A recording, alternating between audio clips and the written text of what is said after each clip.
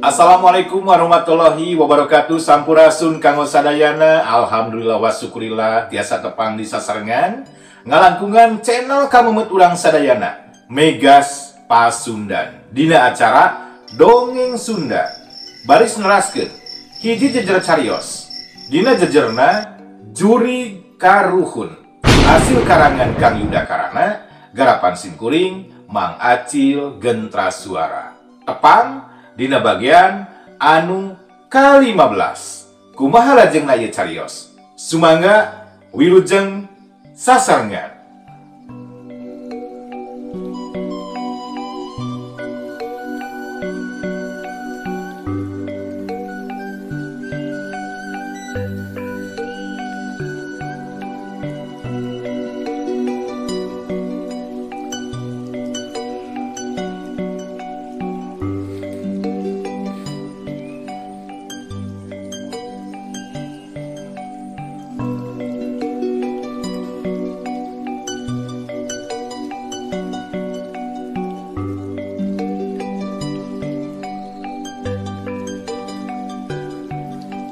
Anjeunna teh anu sok biasa ngarang dina jejer carios Juri Karuhun ayeuna nuju refreshing cenanya ningali keindahan alam sambil ngurek belut. Nah gitu. Hamid sorangan anu kabagian alumti kayan di luar sarua teu satujuna teh jeung si Kojot. Geuwat manehanana ngomong ngahalangan lengkah Nurdin.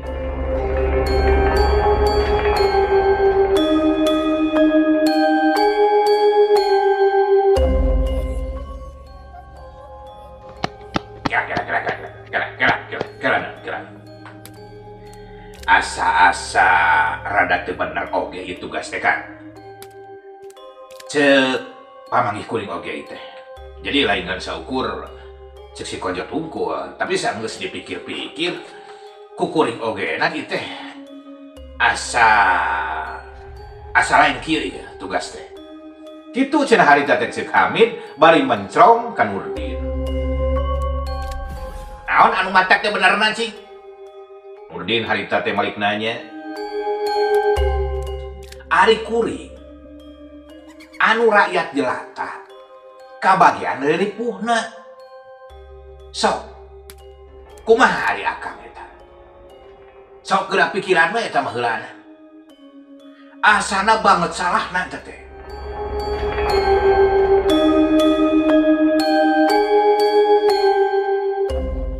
Kitu tah ceuk Hamid harita teh. Nurdin ngadenge omongan Hamid kitu teh teu lila tuluy manehanana nyampeurkeun bari pok ngomong. Dengekeun ku ilahi Hamid, dengekeun. Ieu dengekeun, sok tah dengekeun.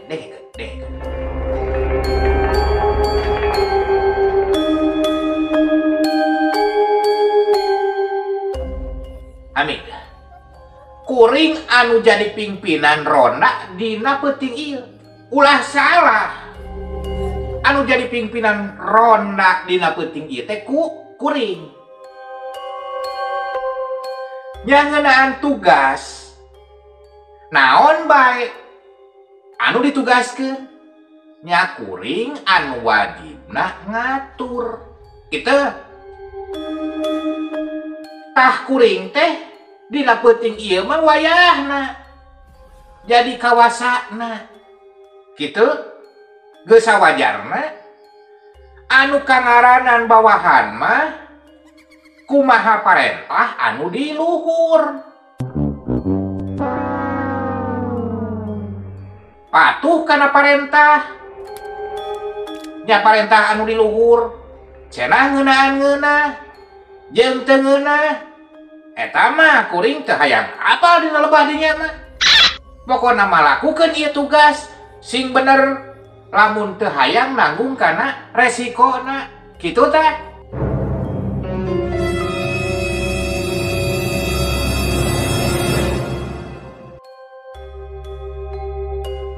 Bingung atuh Hamid dari ngadenge kitu mah.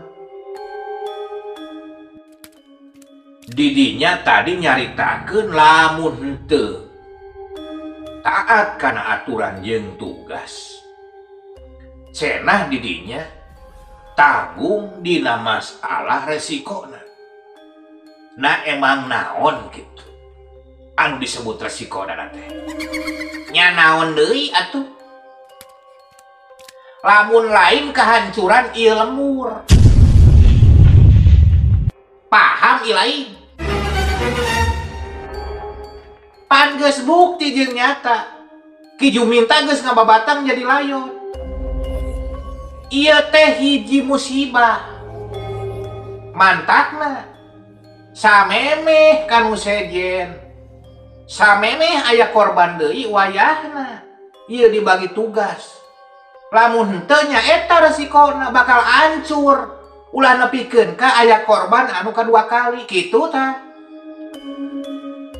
Nah, anger lah. Anger kuring mah teu satuju tetep lah. Naon tugas teh asa kitu pisan cekuing mah. Eta teh tugas teh asa teu hadesan cekuing mah. Teu bener san teh. Nya jika teu kahayang ari ngabagi tugas teh atuh teuing lah atuh lah ulah sok kitu atuh. Ari ngabagi tugas mah kitu anu pienakeun lah. Si Kojot Mairan bari nyampeurkeun ka Nurdin. Sirah rada dangah amak meureun ti ditu nama.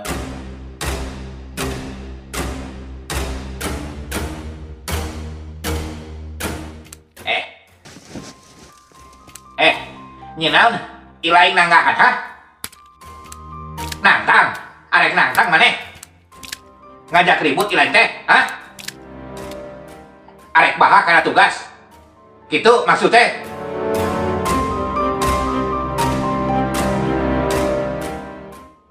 Ngalawan. Sok. Arek gelut masuk. Wani sabaraha jurus sia jeung aing sok. Nah, tinggal sawang kelang pisan teh meunang ngabagi-bagi tugas.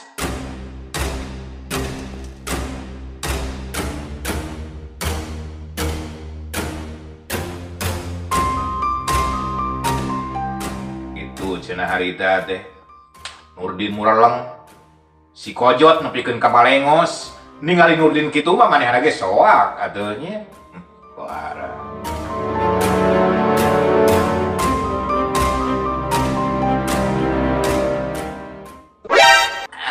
Nah, henteu arek gelut kuring mah. Nah, ting bener-bener gelut kuring. Kang ieu mah pan pegawai deh. Asa pararagel teh, pegel beheung dik teh teuing. Ngadadak teh bisa ngalieu kitu beheung teh teuing kunaon atuh nya. Lah dik. Bari ngaleos cenah harita teh si Kojot ngajauhan. Geus kabade meureun kumanehanana ge tangtu lamun terus ngadeuketan buat ting kumaha bisi jadi riributan. Pok harita teh Nurdin ngomong deui. Guys, pepeujeuh ayeuna mah jalalankeun bae ieu tugas. Kuring arek ngabejaan ka sakumna warga anu aya di ieu lembur. Tapi samemeh dewek indit supaya arah di kaduaan aman, ye dewek boga cecekelan kadugalan. Supaya aranjeun teu meunang cilaka aman pokona mah. Bisi dinangke mangsa aya nanaon. Pek gancang gerak cokot sorangan. Tah. Dina jeroeun sabuk belah tukang deh. Lamun ku dewek sorangan dicokot tanpa dicokot ku ilaing anu butuh. Moal nepikeun ka mujarab, makana sok cokot ke sorangan. Sok. Gawat atuh. Saacan kuring robah pamikiran, sok ta cokota.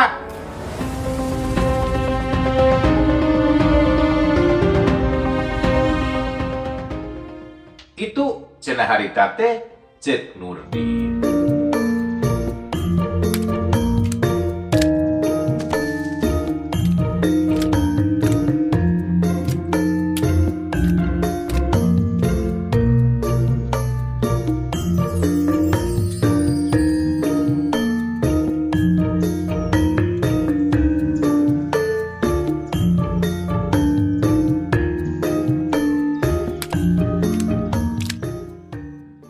Hamid jeung si Kojot. Jadi silih pelong atuh maranehanana duaan teh. Percaya teh percaya si gana nama. Tapi akhirna dua anana gancang ngalengkah.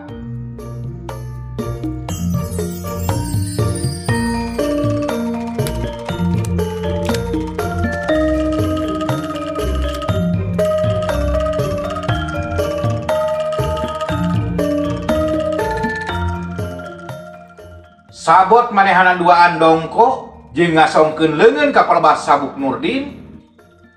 Anu beledug teh atuh. Nya.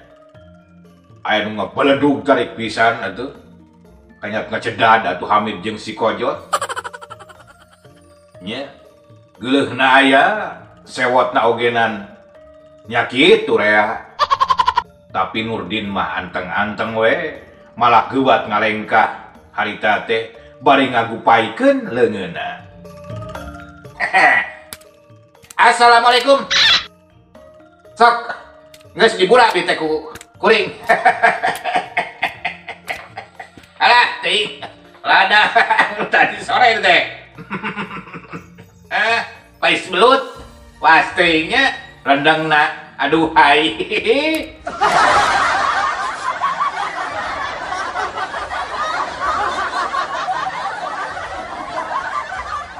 Gitu ceritanya Cek Nurdin.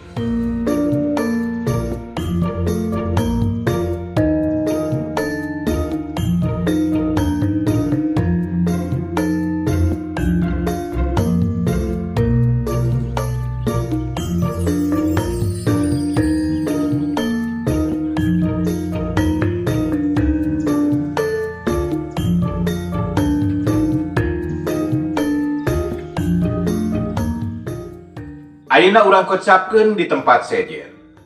Naon rupa hal anu diobrolkeun ku Nurdin, Hamid jeung si Kojot nyatana bener. Di hiji tempat anu teu pati jauh ti imahna Ki Juminta katingali hiji jirim dina kaayaan keur dirempug ku tilu lawanna. Lamun ditenan kana ciri-cirina, eta jirim anu dirempug teh mangrupakeun hiji jirim anu make jubah jeung pakaian bodas di luhur parat nepikeun ka handap. Dina kaayaan waktu eta, bulan keur bejeuna caang hibar. Anu ngajadikeun kaayaan di eta tempat teh lumayan bengras jeung katara. Ngeunaan saha wae anu harita aya di palebah dinya. Hamid sorangan harita teh karek nepi ka palebah dinya. Manehna gancang mitenan kana lumangsungna eta kajadian.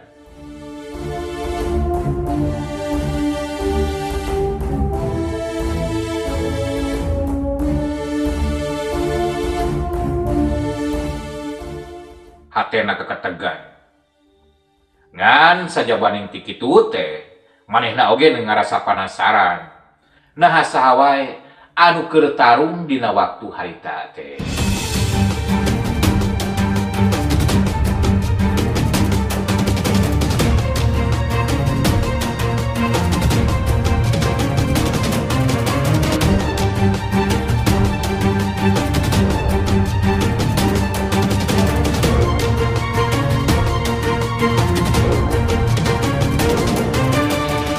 Gebeg Hamid teh ngagebeg. Angot disaprak manehanana tenan karena eta jirim anu make jubah bodas. Tetela geuning. Lamun dibanding-banding kana kayandang dana atau dedegana mah angot disaprak ningali eta jirim anu make topeng, eta topeng anu ngagambarkeun beungeut iblis.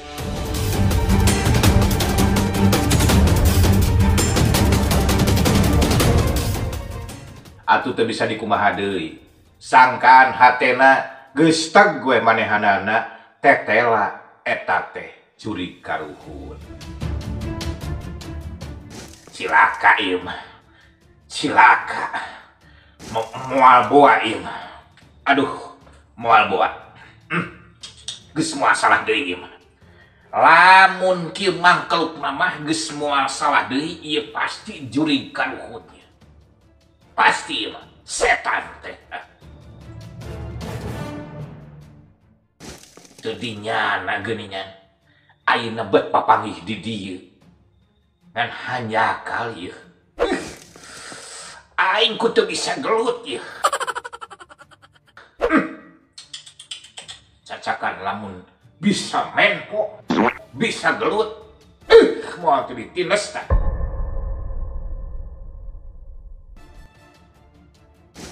Cacak disintek we, sina kapayahan langsung.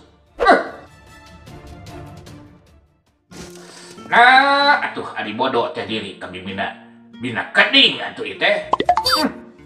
Maha atuh ari kieu. Bari asana ku teu wani teh ngadeukeutan teh deui. Bisi kacepretan paneungeul. Alah teh. Lamun kudu milu nimbrung, aduh hareupan, aduh asana teh.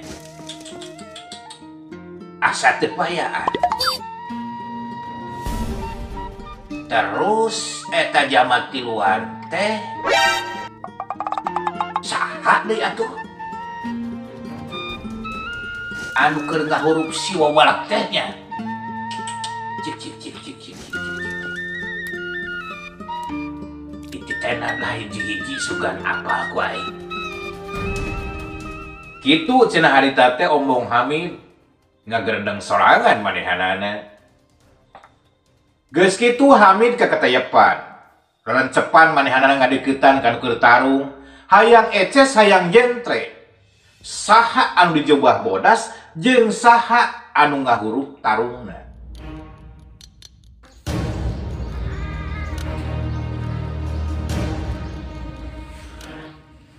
Tuluy harita teh nyumput dinu rada buni dina palebah rungkun. Matana terus ningali ka hareup ka palebah tempat anu dipake tarung teh. Hamid tangtuna teu nyangka yen eta jalma tiluan teh diantarana boga ngaran Jumadi, muridna Ki Daroji anu diutus sababaraha poe ka tukang ka lembur Cihonje. Sedengkeun anu dua deui nyatana Balawi jeung Kartika. Dua jawara bawaan murid Ki Daroji anu harita milu miang di lembur Cihonje.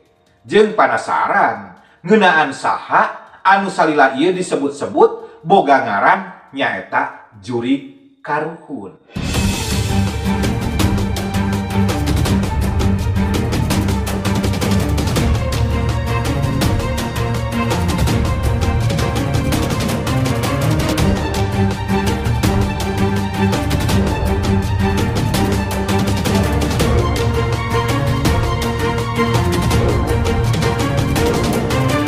Waktosna parantos kapan urang dicekapkeun dugikeun ka dieu heula.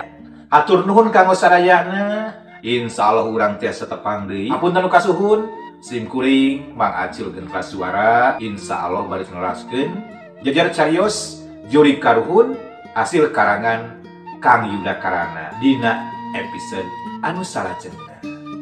Namun nyamutan bilih aing teu acan subscribe, like, oke, komen, share, diantos kusikuh. Mudah-mudahan sadayana Rama salamina diparkeun rezekina nya saroleh manehna.